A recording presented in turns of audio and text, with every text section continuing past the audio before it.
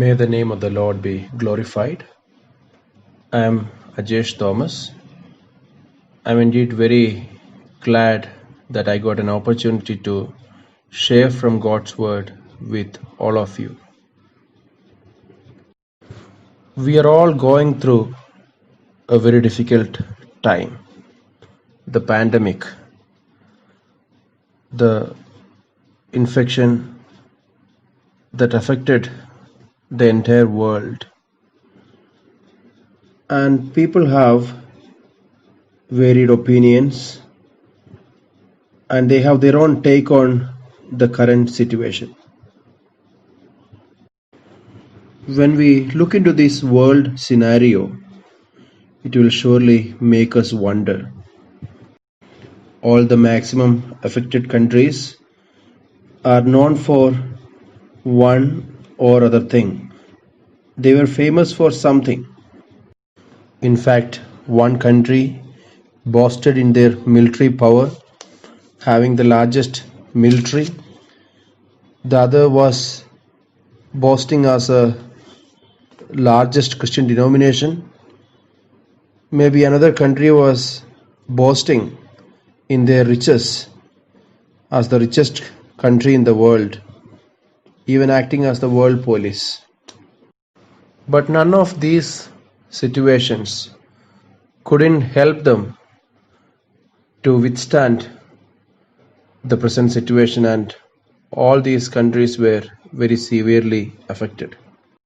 When the world is panicked about all these situations and all these events, and when they lose their hope and when they become very pessimistic, child of God will never behave in that way. Because we have an Almighty God who is bigger than any problems that we can imagine. Whenever any such thing as this happens in our life, we always look into the scripture to find an answer.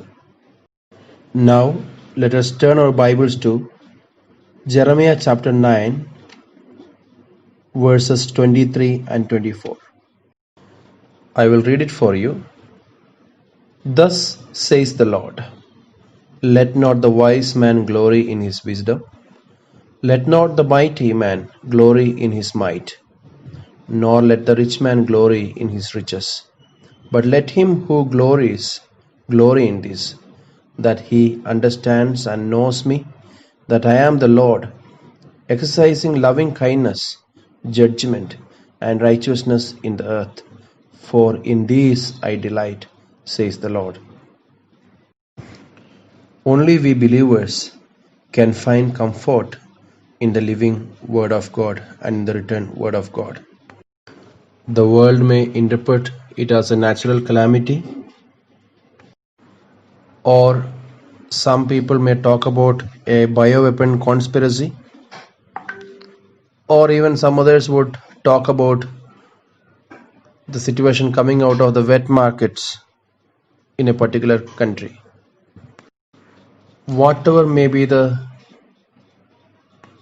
reasons, we do not need to argue on that.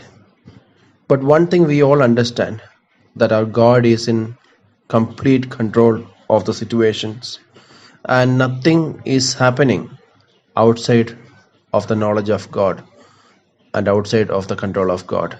Everything is happening because God has allowed it to happen that way. Instead of finding fault with others and finding fault with the world, as Christians, it's the best time for us to examine ourselves, a time for self-examination. How can we evaluate our Christian life? Are we satisfied with the kind of life that we live as Christians? Can we confidently say that I am living up to the mark, up to the expectation of God? When we had opportunity to go and attend the meetings, did we do it wholeheartedly? We were too busy with our jobs so that we couldn't get enough time to meditate on God's word and have a quiet time.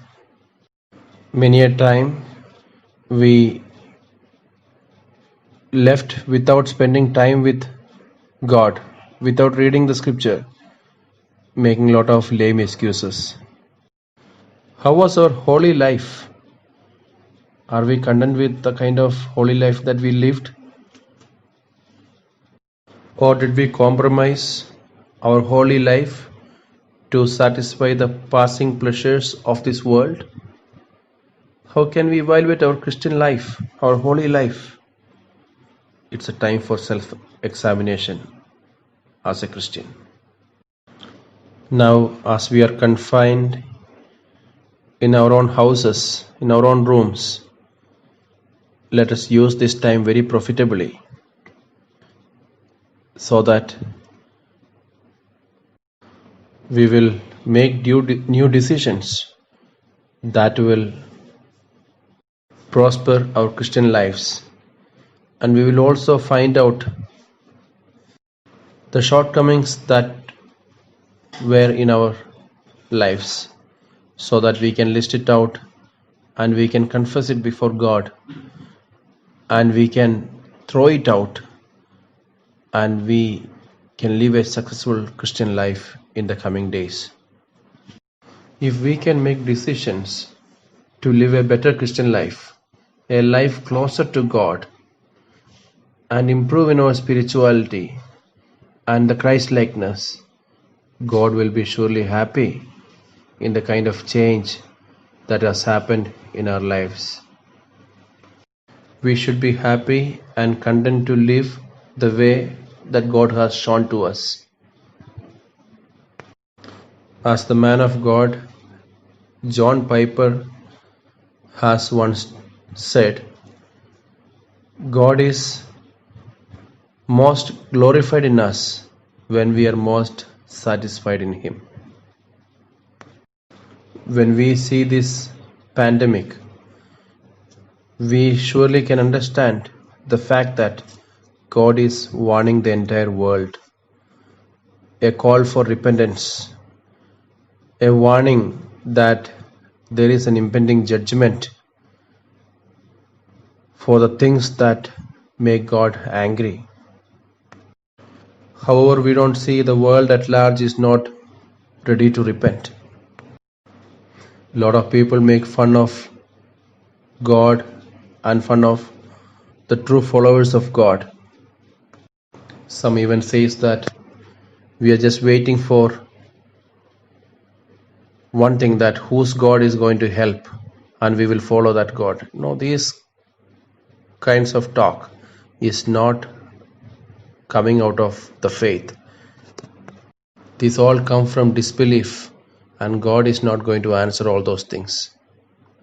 Even when Jesus Christ was on the cross, there were people saying, looking at Him, saying to Him, if you are the Son of God, if you are the Christ, come out, save yourself so that we will believe in you.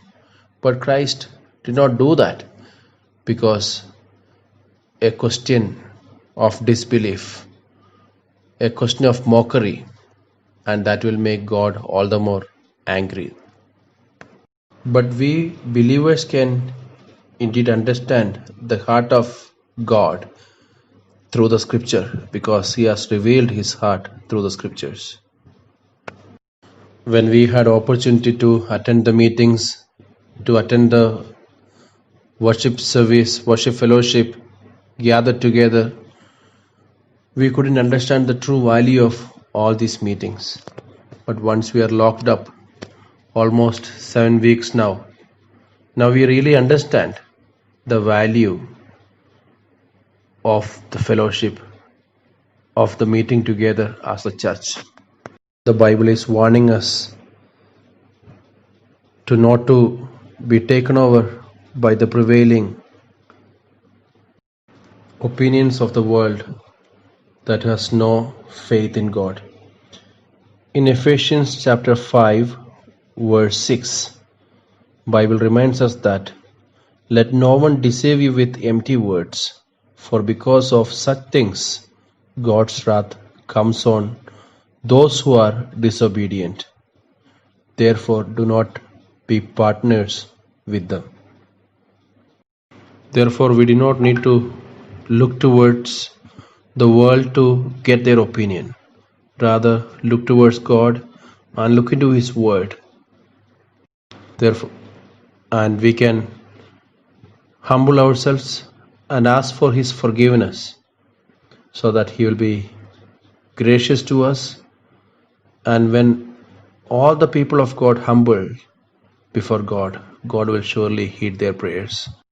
This is exactly what is mentioned in the very popular passage from the Bible, 2 Chronicles chapter 7, verses 13 and 14.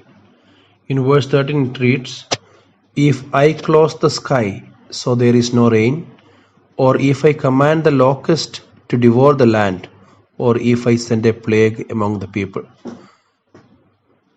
Three ways in which devastation is happening. Maybe it is by natural calamity, or by the creatures, or by a pestilence. And we actually go through the third situation. And verse 14 says, "And my people who are called by my name humble themselves and pray and seek my face and turn from their wicked ways, then I will hear from heaven, forgive their sin and heal their land." See the love of God here. God is very interested in the repentance of His children. And when the children of God are repented, God is ready to heal the land for their sake. It is only we, the people of God, who can stand in the gap.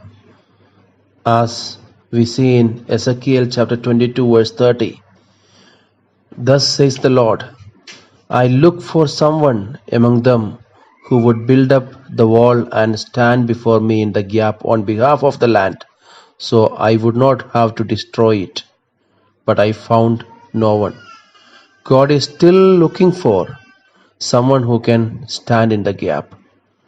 And if you're not doing that right now, then we may not get another opportunity to do it better than this.